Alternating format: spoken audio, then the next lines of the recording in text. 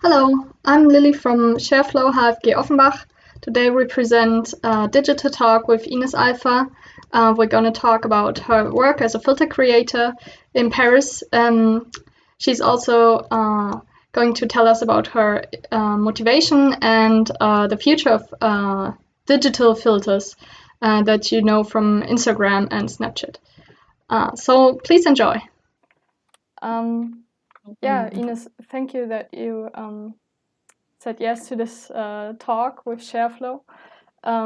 We just want to have want to get some insight on your work and on your inspirations, I guess.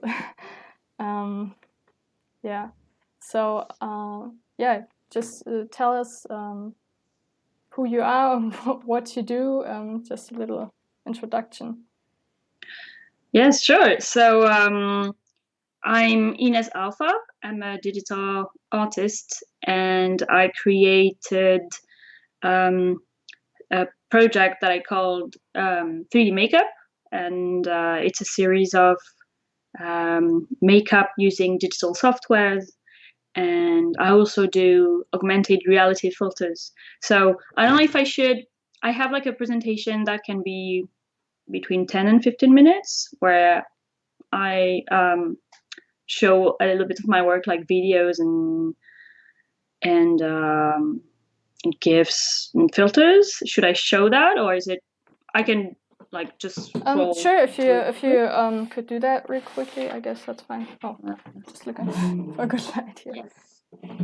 Let me. Can I mute? No, I want to mute the sound.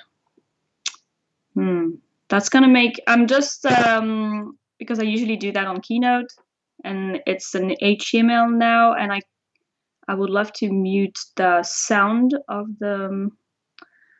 my tab. Otherwise, I won't be able to talk. I think, it's gonna be difficult to hear me. But I'm gonna try it, and if it doesn't work, then I just show some of my Instagram. So let's see.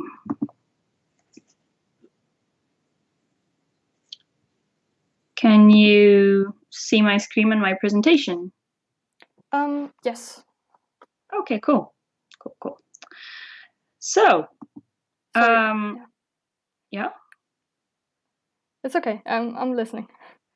Okay, cool. Just wondering if this is going to work. This should be a video, but it's not working.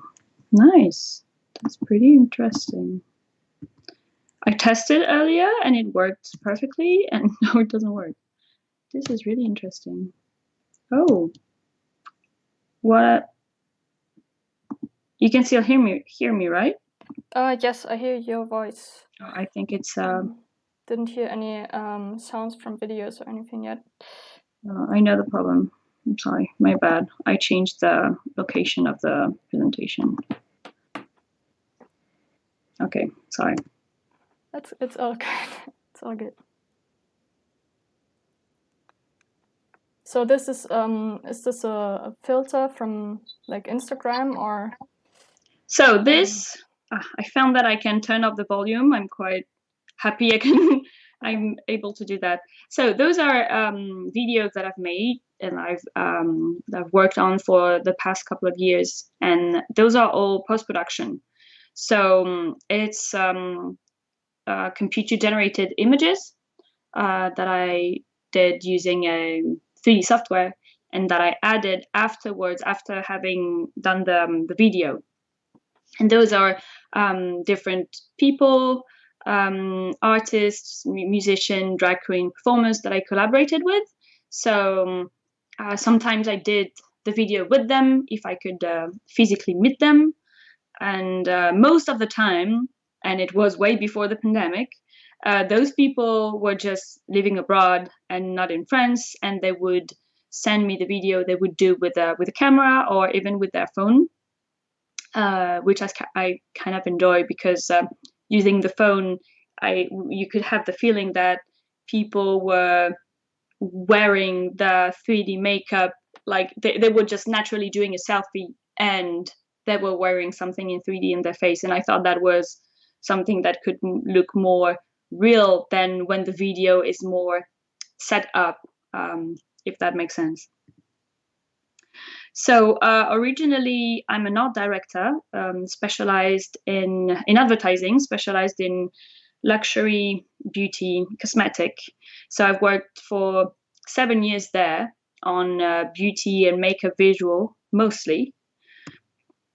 And on the side, I was experimenting with 3D, doing mostly video clips and adding iridescent blobs and weird creature to our physical world. And from the start, from the moment I started learning 3D all by myself, following zillions of tutorials on YouTube, I immediately had this, I immediately enjoyed making the reality more fantastic and adding those 3D elements on images I could find in our physical world. So later on, I decided to unite two of those things that I loved, and that I knew, so uniting my makeup, cosmetic career in advertising, and uniting that with my new 3D skills. And so I started adding 3D elements on beauty photographies.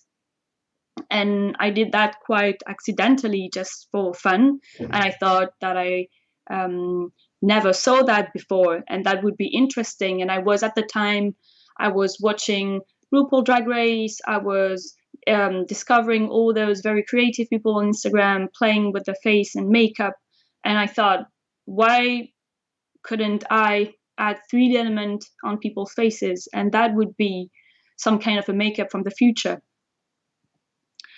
So 3D makeup for me is very simple. It's makeup, but in 3D. So using digital softwares. For me, makeup is anything that can transform your face. Either it be pigments or objects or insects or anything. And more when you see people on social media, mostly, they are very creative people using anything to transform their appearance. So I thought, why not using digital softwares to transform someone and to express someone's personality? Okay. When was that? Like filters, like digital filters on Instagram, there, I don't know when they came up, like 2 years ago or something.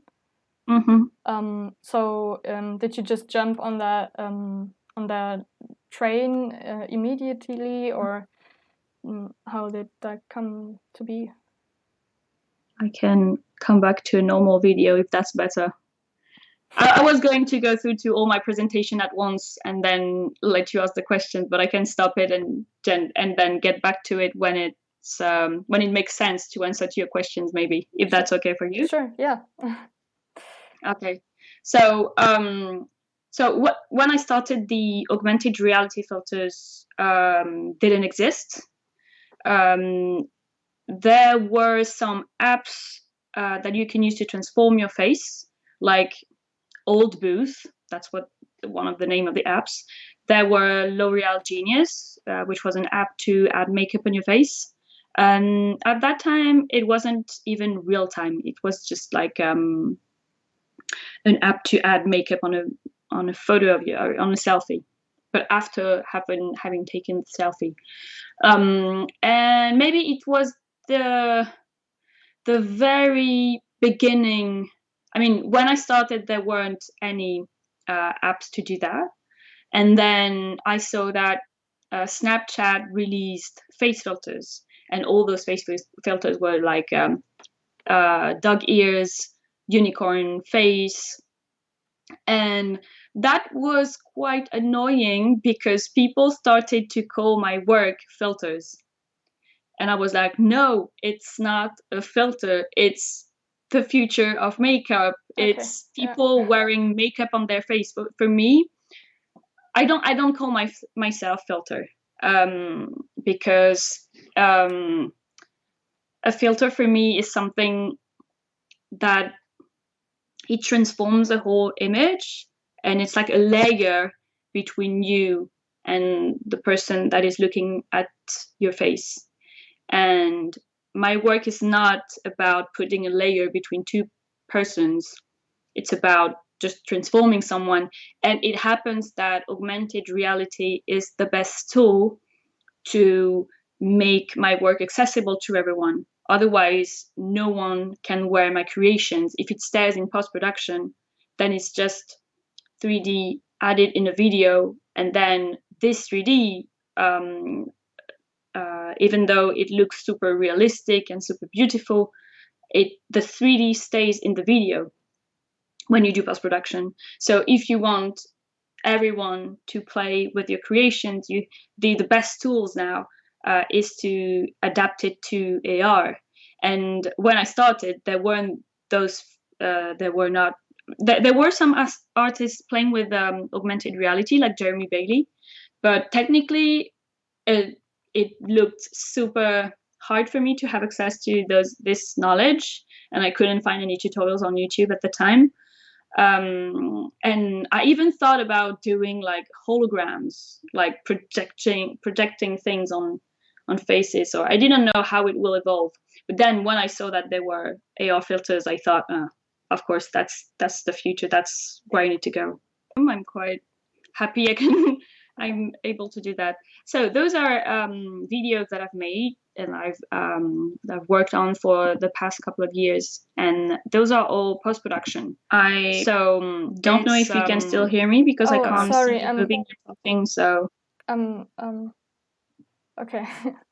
I was just on YouTube checking if we have any comments in chat, but we don't. So I had 2 audio layers. Yeah, and I can see the YouTube is like the how can I say, the time difference, like it's playing what I was explaining 10 minutes ago or something. Yes, it's not at the same speed or something, I don't know. Okay, but I think it works. It's my first time streaming on YouTube, so it's a little, I don't know, I've never done it. Technically confusing. I can imagine. Yeah, but I think we're fine. Yeah. Yeah, you just talked about the holographic things that you did with augmented reality. So augmented reality is like let's see. Do you have like a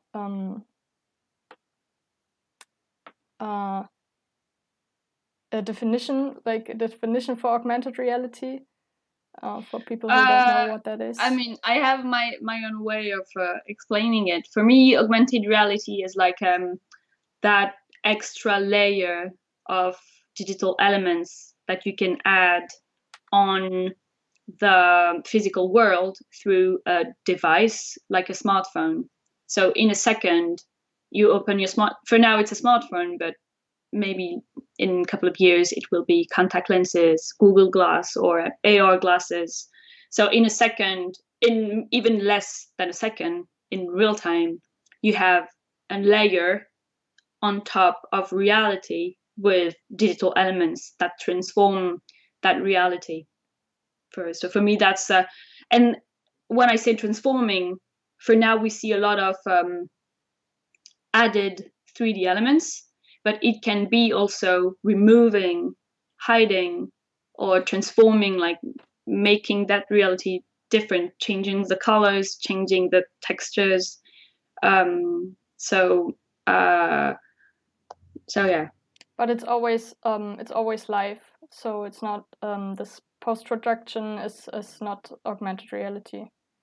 Yeah, no, I mean, in a technical aspect, regarding technical aspect, when you talk about augmented reality, always mostly refer to the real-time aspect of augmented reality. But for me, when I started post-production, as I was adding 3D elements in the real world, I liked to call my work augmented reality, because for me, I was augmenting reality, adding those magical elements and fantastic elements. So, but maybe I shouldn't use that word when I talk about post-production, because post-production doesn't happen in real time. But I just like the meaning of augmented reality, like augmented human. When I add 3D element on people's faces, I like to say that I augment them, that I augment their personality. And for me, it's not only about doing AR, real time 3D. Yeah. Okay.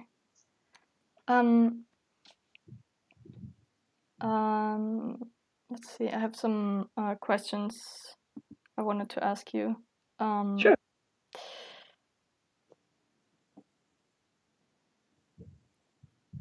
So did you study art, or where does this motivation come from to just, I don't know, throw yourself in a new 3D industry, like, you know?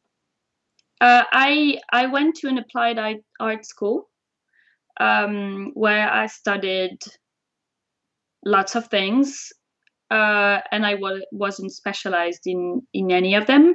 Like I studied graphic design, web design, scenography, animation, even like physical animation, like how do you call that? Like Tim Burton's kind of animation, you know. I don't remember the English name. Even packaging, lots of stuff. And when I came out of this school, I wasn't confident at all in my artistic practice. I didn't know what I would do. I didn't know how I would even earn a living being a creative. So I did an internship with 2 artists that both do illustration and animation and 3D animation. And I studied 3D in my school, but it was a long time ago. And the software that I used at that time, just, I didn't want to do 3D anymore. I was like, oh my God, no, that's a no, never, ever. But obviously the 3D, the 3D and software has evolved a lot. And when Cinema 4D came out, it was way more accessible than the software that I tried to learn when I was at school. And it was like a 1 week workshop. So and even not even every day. So anyway, I did an internship and I worked for a year with those 2 artists that were doing illustrations. And they were so cool and so talented, and I was really looking up to them. They are called Kunzel and Degas, Florence Kunzel and Olivier Degas. They're both French, and I completely lost confidence. I was like, they're so cool. I will never be at their level. So I went to a management school of fashion and design, thinking I would still work in the creative industry, but I won't be the creative person, because I thought that I wasn't creative enough. And then after that year, where I learned the worst thing I could learn, like finance, economy, accountants, like all the work around the creative person in the fashion industry, but not doing the creation. I was like, okay, at the end of that year, I was like, I really need to still do something creative. Otherwise, that's not me. I need that a little bit of creation. So I went to an advertising company. That's where I started working in advertising. And that was a good in between for me. Like I could do a little bit of creation, and it wasn't that personal because I have a client, and I have my boss that will take many decisions for me. So I was like, well, okay, that's fine to me. I don't need to be I don't have that. I mean, when you're an artist, you're just like questioning yourself all the time, and you're like, am I good enough? Are other people into my work? Am I gonna earn a living with that very personal project? But when you are in an advertising company, you do creative stuff, but you're not the only one to make the decisions, so it's easy to let go of things, you know. So Don't know if I answered to your question. Yes, definitely. I see. That's yeah. And after you went to that company, you kind of found your own way again. Okay. So this took a while. I just worked on the side of my daily advertising job. I was experimenting and learning 3D as a hobby, and I was really having fun with that. And then I had this moment where I played with adding 3D element on people's faces, and then I thought, maybe that can be a serious thing. And in France we have this salary unemployment. So when you quit a job or you get fired, but I didn't get fired, you can agree with the company, like, I'm gonna quit the company, but I need this unemployment salary. And I got that for 2 years. So during those 2 years, I could dedicate my time to building that artistic career that I believed in. And I was like, oh, in 6 months, in 1 year, if I cannot earn a living doing that, then I will go back to advertising, and that's it. So I took that risk, even though I had this unemployment salary that definitely helped. And now I'm earning a living doing what I like. So that's super cool. Yes, for sure. Especially since you are like at the I like to talk Wild West, like you're at the frontier as like a pioneer in this filter creation, which is really exciting. I'm imagining, It's always very weird to think you are a pioneer or something. And I still, when people say that I was at the front of digital makeup, I'm like, nah. And I'm like, yeah, kind of, but it's difficult to admit. Okay.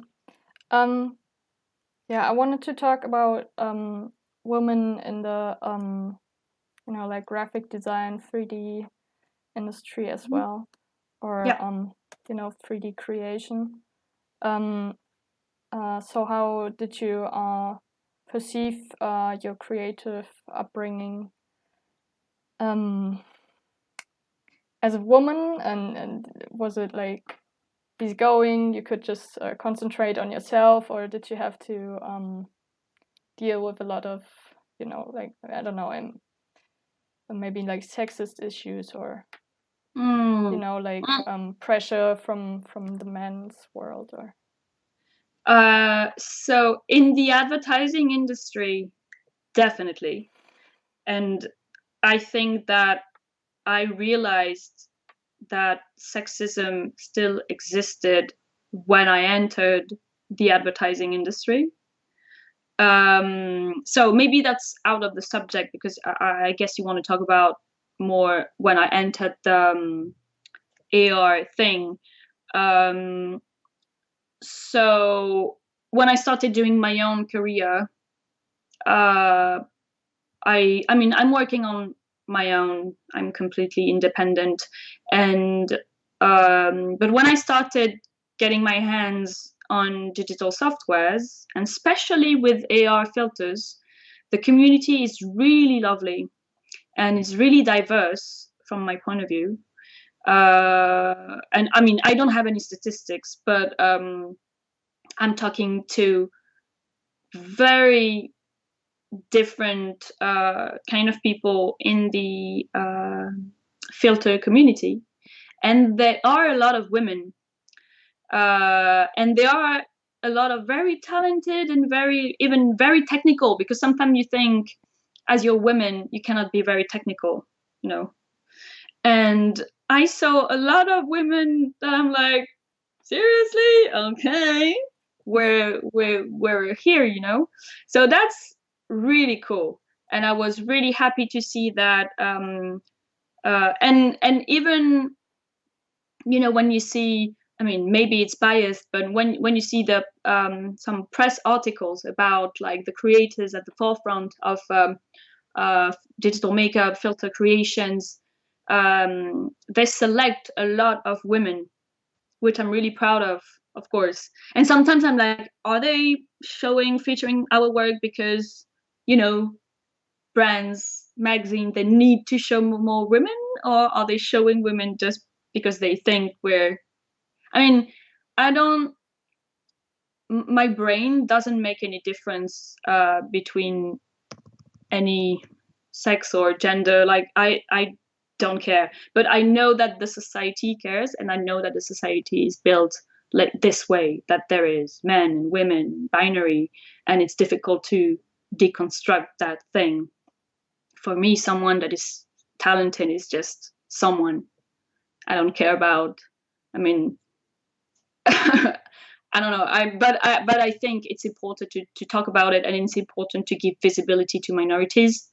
And it's important to show, like in couple maybe 2-3 years ago, there was an exhibition in Paris called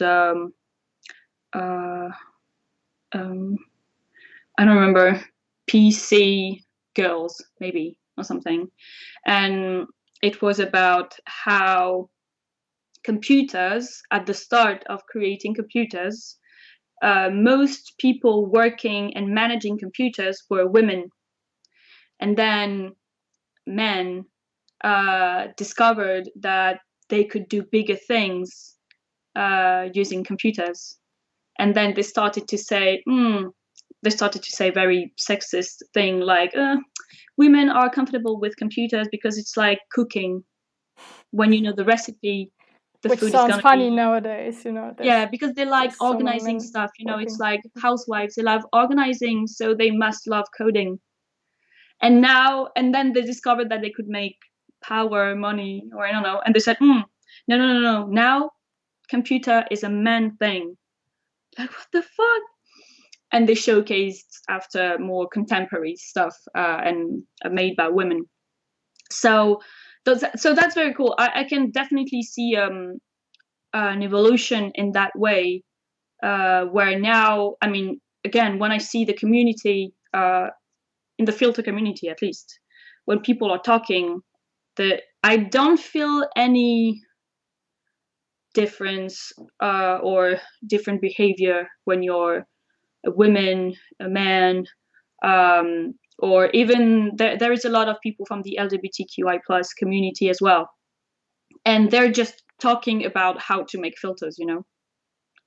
Yeah. They don't talk to a woman differently, you know. And that's really, really cool, because and there might be some exceptions for sure. I mean, no, a lot of people are still not completely deconstructed, but that's cool, because when 10 years before, 20 years before, when I started, it was still weird to play video games when you were a girl. So yeah, so I'm just really happy to see that now it's evolving in the right way. Yeah, so it's I guess it's pressuring change in some way, creating filters, because it's a first time I hear that women are so like there's so many more women working on a technical thing than men. Yeah, that's good. I'm sure there is still a lot of sexist behaviors, and it depends on the culture and the country for sure. But like in France, I'm sure like this country is really conservative, and sometimes it's just like behavior that everyone, men and women, have internalized, you know. So when you're women, you accept some kind of behaviors because boys will be boys, and when you're a boy, you don't even see that you shouldn't treat a woman differently sometimes. But it's going in the good way, and it's good that we have more visibility and that people start to understand that we are equally capable of doing everything. Yes, that wasn't the norm like 10 years ago. I think people thought that women had like no logical thinking, like in my perception that men just said that, and it's weird. Yeah. It's super nice weird because when they want to take that kind of thinking in their advantage, they will say, as I told you, that what I read during this exhibition in Paris. Oh, women like coding because they are logical, and because they are logical because we can see they can do a recipe to cook food, and they can organize the chores, like the house thing to do. So when it's for their advantage, oh, we are super logical. But when it's to do something that is for men, we're not logical enough. That's completely stupid. Yeah. So you work with Spark AR and Cinema 4D, which is quite requires a lot of logical thinking as well. I'm thinking. I mean, I work with Blender. I tried Spark AR, but it was too much for me to learn at that moment, you know. If you know Blender, I'm sure you can kind of complicated. Get into Spark AR quite easily. I was super scared when I started, and I always feel I'm not good enough to do things. But then you just start doing it, and then you follow a little bit of tutorials, then you ask for friends to get some advice, and if you know a little bit of Blender, you can start little by little. And sometimes it's good to have not too big of expectations when you try a new software. Like you try a new software, so the first filter that you're going to do is going to be amazing, super complicated with animations and with that and that. Maybe your first filter will just be like just some change of colors, a simple 3D element somewhere, and you don't have to put too much pressure on your first creations, just because you're still learning. So sometimes the simplest the better. Okay. All right. So how do you see like the future of filter creation? Will it be important in the future as well, or do you feel change coming in the I don't know, filter creation? Or I mean I don't have like a psychic power for sure, but I think it's gonna get more and more naturally into our lives. For now, it's just a filter that you apply and then you share a story. But I think it will be part more and more of people's beauty routine, I think. And it might be, it might go out of social media as well. Like maybe it will be, for now, filters are not in your phone camera when you open it, but soon enough maybe it will be in your phone camera. And so it's different to use a filter on your phone, directly on your phone camera, than opening Instagram or Snapchat or whatever. And then in a near future, we will have those AR glasses and or AR contact lenses, and then we will be able to see people in the street wearing those filters with our own eyes, and wearing also digital fashion and stuff, you know. So we won't go out completely naked and then seeing the world, seeing people not naked, because we will see everything in AR. Maybe in 10 years, 20 years, I don't know, people will just wear like suits, very basic suits, but as everything will be in AR, that in that world they will wear amazing things. But if you remove the glasses, everything will be super basic. I don't know. I can wait to see how it will evolve. But it will. I mean, technically, it's getting more and more fluid. It's getting more and more realistic because the smartphones and the devices are getting more powerful, and that's going to lead the evolution of AR filters as well, because we are completely dependent from the technology. So now we can do face filters, but we can already, like Snapchat released the filter with super cool body tracking. So it cannot track the body shape, but unfortunately not yet, but it can track the body movement. So as soon as we can track body movement and body shape, then you can dress anybody in AR. And I think that's going to happen very soon. Okay, well, it's still kind of science fiction-like to me, even though I really share interest in 3D stuff and 3D fashion as well. Seeing that coming. Yeah, so you also work with like with big fashion brands on makeup. How could I don't know, how could that evolve, or like models are wearing the filters, or could be like people wearing the glasses at fashion shows and then seeing filters on them? Yeah, I mean there are so many things we can do, and that's quite funny. So just going back to your first question, I mean your first comment about science fiction, when you think about it, a couple of years ago we were introduced to smartphones and tactile screens, but 20 years ago, or I don't know when was the first smartphone, a tactile screen smartphone could only be imagined in sci-fi books or movies, and now it's like something we can't separate ourselves from. It's difficult, and we are completely addicted. It's an extension of our body, which is crazy when you think about it. So I don't know how it will evolve, and maybe the future won't look like Black Mirror, but it's definitely I mean, we don't have any flying cars, still no flying cars, but some elements are evolving because I guess engineers are very inspired by sci-fi, so they tend to reproduce what they've seen in movies and books, maybe. I don't know. But that's funny to think that a smartphone was something that could only be possible in books, and now it's part of our lives. So who knows for augmented reality, you know? And for your other questions about what's doable with brands, it's quite interesting because there are already so many things technically doable, but it's still risky, too expensive, no one has done it before really, or just as artistic installation, we don't really know. So for now, brands, they just want to do face filters.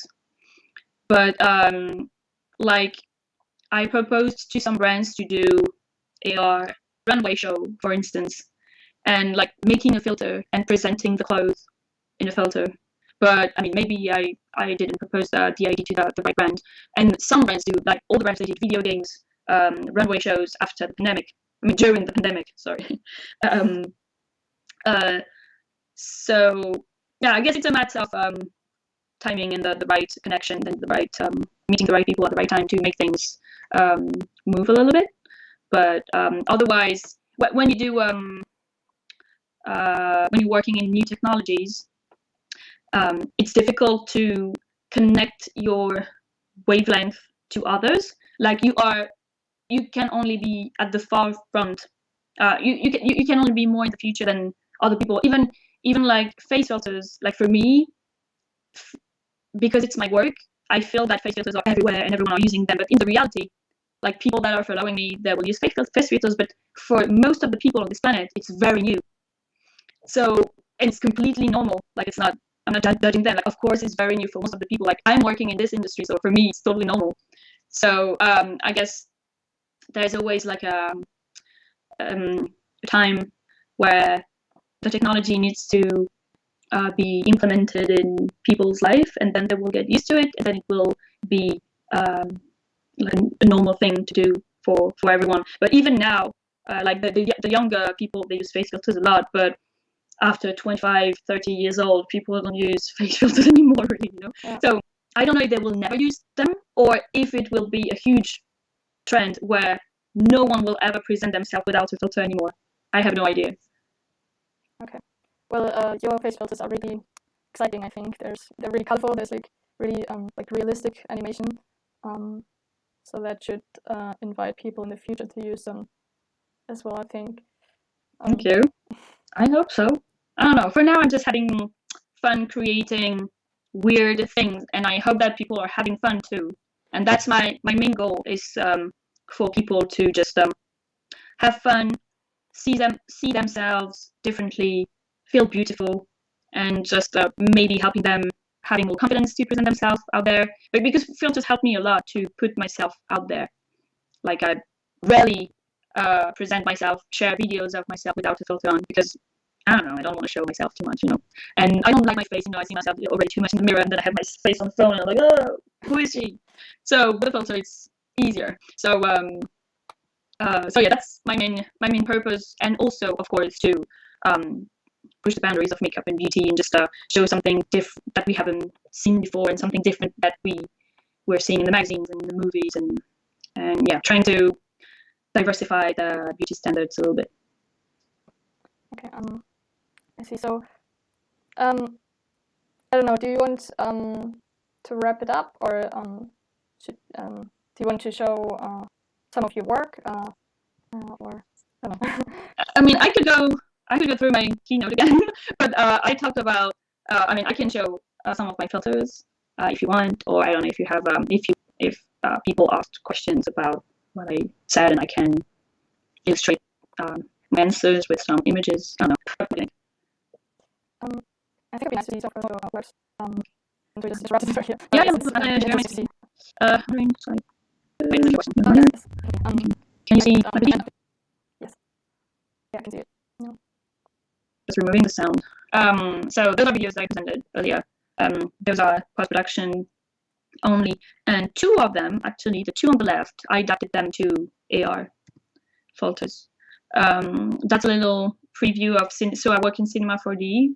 I started with it when I started Cinema 4D. I hesitated to work in Blender, but at the time Blender was at the start of Blender, so Cinema 4D seemed easier to use. And now I don't regret it, but sometimes I talk to people using Blender. It seems really, really cool. That's a video where I show the steps of the post-production. So if I pause it, I have my face or the face of someone else with tracking points. So I track the face using those tracking points in my software. Then, can you work? Thank you. Then you remove the tracking points. I left two of them because maybe I was lazy at the time. And then I add the 3D elements that I exported from Cinema 4D. And then I add some color grading, and that is the glow, just adding some glow so it's more integrated in the video. So that's like a very quick explanation of how it works. So I explained that. Those are some face filters that I've made. So the one on the left and the one on the right are adaptations of work that I did in post-production. The one on the right is from a video clip that I made, that I've directed. The one in the middle, oh, it's also an adaptation. No, it's also an adaptation for collaboration. I should maybe put.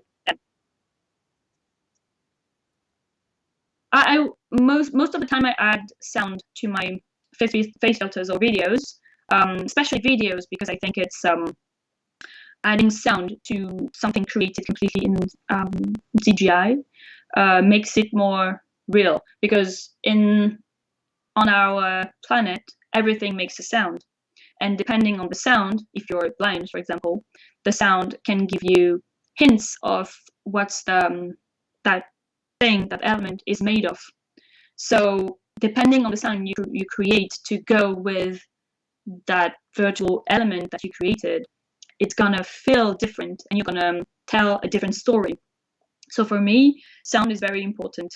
The only thing is that in AR, sometimes it's difficult to find the right balance between the sound and because with AR, when you make a video of yourself, sometimes you want to talk, and if I add too much sound, then if you talk on the video, then you don't hear you talking because there's a sound on top of your voice. So it's difficult sometimes to find the right balance, which you can do in post-production because you can adjust all the parameters.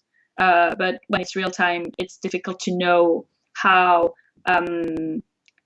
strong will be the voice of the user. So, but I like to add sound in a general way. And yeah, some filters work on cats. On Snapchat, they have a template that you can use that works on cats and dogs, and that also works on flat faces cat. Because on Instagram, no filters work on my cat, which is really a shame. That's just like the first, when I first released the filter, I got like so many people sharing it, playing with it, and they were like telling their own story using my creation, and that was super magic, and they are still using it. So when you see that your filter can be an inspiration to someone, and that filter can inspire someone to create a story, and to and even sometimes I'm really surprised of how people can use my filter in so many different ways. And there is this quote from this other filter creator called Joshka, and she says, "There is no filter without you." And that's completely true, because those kind of interactive creations can only live with a person, and that's so interesting. So that's just a quick video of me using Spark AR, but that's not a tutorial, but you can see how the software look like. And those are, I'm sorry, I'm usually on my Mac and I'm using Keynote, but I had to export everything to my PC because I couldn't bring both my computers and my parents. So now I have like a presentation with sound, and I can only turn the sound off when I'm on the presentation. So do you want me to go through some collaborations that I made with brands? Yeah, sure. We talked about it earlier, so it would be nice to see the work. Yeah. Sure. So that's the first brand collaboration that I did, which was like, okay, first collaboration with brand Nike. Okay, no problem. Super normal. And I did that in collaboration with a web design studio called DVTK. They're French too. They were based in London, but now they're based in France again. And we did everything using Unity, because at the time we could have used Lens Studio, but we wanted to do like an interface with customized buttons, and we couldn't do that in Lens Studio at the time. So we did everything in Unity, which is a real-time engine software to create video games, mostly. Okay. That's a collaboration with Bimba and Lola, and I created videos with a cute creature, like a digital pets, and I also created a face filter that I think is just after this little video. Maybe there's the whip before. Yeah, that's so you can see the difference between AR and post-production. So in AR it's still super cool, super funny, folds your face perfectly, but the result is less realistic than post-production. That's my collaboration with Charlie XCX. So I'm super proud to have been able to work with her. So I received pictures of her and the people she collaborated with, and I had to add 3D makeup on her in really like 2 or 3 days. Every time the timeline was super short, but it was a very cool project to do. So that's only post-production, sure. That's